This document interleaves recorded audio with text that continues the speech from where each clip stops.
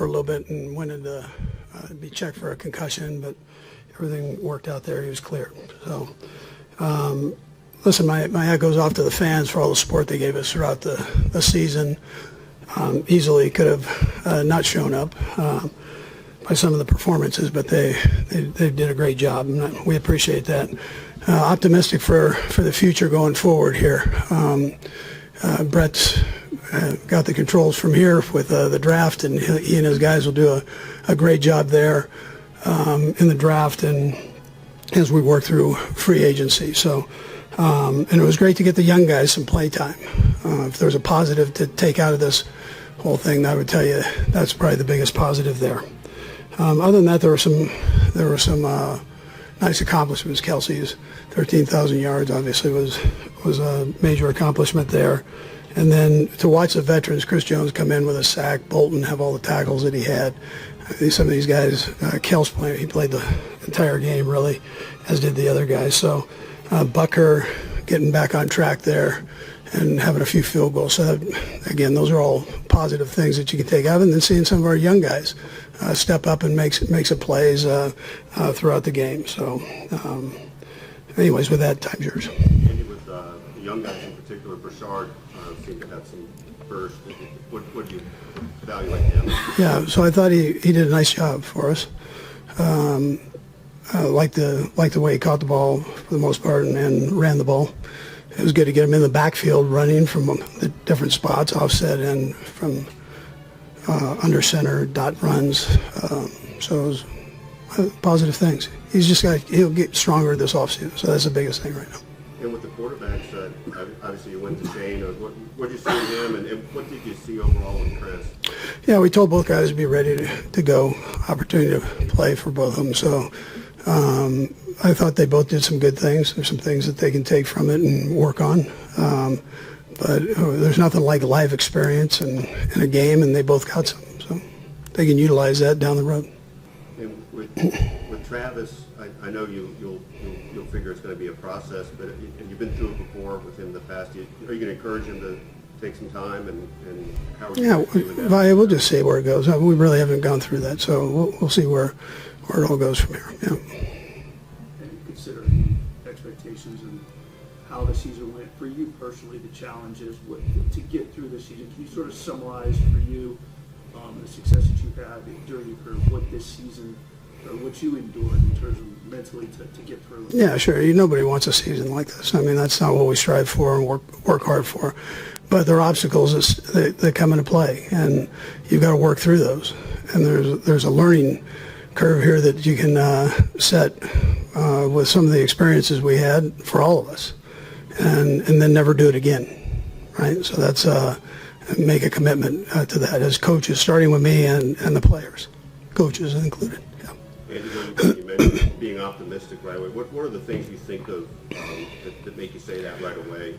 Yeah, so we've got a good nucleus of guys. That's veteran players. They'll be back, and I think that will. You want that foundation, and that's where you start.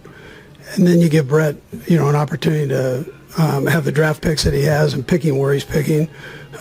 He's going to do a great job there, and then whatever happens, free agent wise, or guys we sign back, wherever that goes, you still have a long way to go to add people and do what you need. So it'll be a fresh start coming up here. Okay, good. Yep.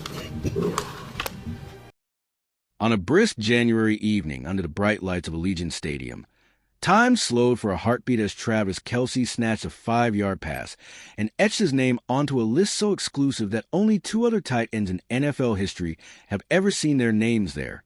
The pass itself was nothing spectacular by highlight reel standards, but it was a context that made it unforgettable. With Patrick Mahomes out, sidelined by a brutal ACL tear that sent shockwaves through the Kansas City faithful, it was third-stringer Shane Buechele delivering the throw.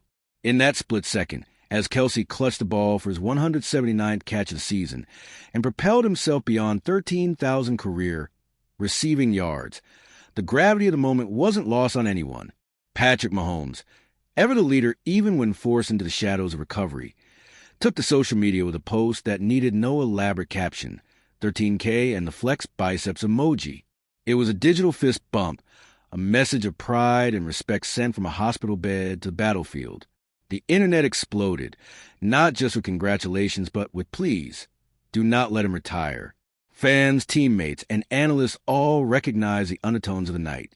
Kelce, 36 and a veteran of 13 relentless seasons, was standing at the edge of a decision that would ripple through the league for years. The news that he'd also overtaken Terrell Owens for 8th most receptions in league history only added to the sense that something monumental was unfolding. But as cameras flashed and commentators lauded the achievement, Kelce's answers to the press were unexpectedly subdued.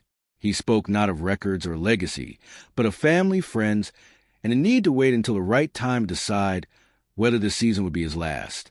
The Chiefs' locker room, a place usually roaring with post-game energy, was thick with an unfamiliar sense of finality.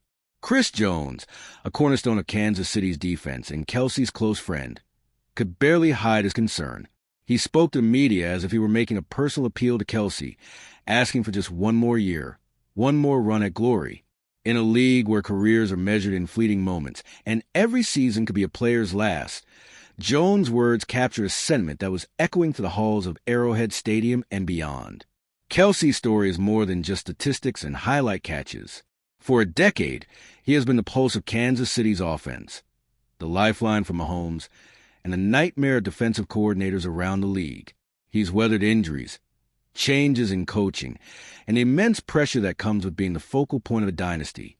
His career is marked by a remarkable consistency, 10 consecutive seasons with at least 75 receptions, a feat unmatched by any tight end in history. Off the field, Kelce is living a life even Hollywood couldn't script. His relationship with Taylor Swift has brought a tidal wave of new attention and scrutiny, blurring the lines between sports, celebrity, and pop culture. Suddenly, every touchdown dance, every sideline smile, and every cryptic interview answer is dissected by fans from all walks of life. Yet despite the glare of the spotlight and the endless speculation, Kelce's focus remains stubbornly fixed on the field. He's repeated over and over that his only concern is winning football games, but the strain of the decision is palpable. There's a heaviness in his words each time reporters ask about retirement, a sense that he's both relishing and dreading the crossroads. Mahomes, watching from afar, is grappling with his own version of the same uncertainty. The two have created a symphony of improvisation and trust, their on-field chemistry the envy of the league. The thought of never sharing a huddle with Kelce again, of watching his friend walk away while he rehabs and waits for another chance, is almost too much to bear. As the off-season looms, the rumors swirl more intensely than ever. Kelce's contract is up, but the respect between player and organization has never wavered. He promises he won't drag out the decision, knowing the team needs clarity before free agency and the draft reshape the roster. In a rare moment of vulnerability, Kelce admits to Tony Gonzalez before a Christmas Day game that he's still searching for answers. The way the season ended, with a bitter taste and unfinished business, only complicates the equation. He wants to come back, but only if the Chiefs want him back too. It's a two-way street, he says, a rare admission in a league that often treats players as replaceable pieces. As the city of Kansas City waits for his decision, the appreciation is already pouring in.